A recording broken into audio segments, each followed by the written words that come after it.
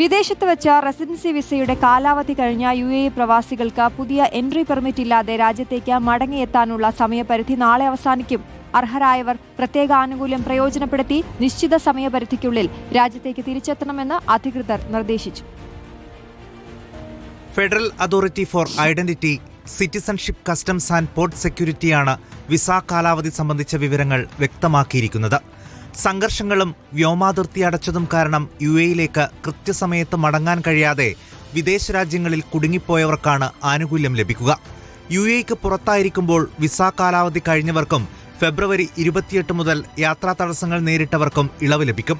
ഇത്തരക്കാർക്ക് പുതിയ entry visa എടുക്കാതെ തന്നെ നിലവിലുള്ള രേഖകൾ ഉപയോഗിച്ച് രാജ്യത്തേക്ക് തിരികെ പ്രവേശിക്കാം. മേഖലയിലെ സംഘർഷ സാഹചര്യങ്ങൾ പരിഗണിച്ചാണ് UAE പ്രത്യേക ഇളവ് പ്രഖ്യാപിച്ചത്.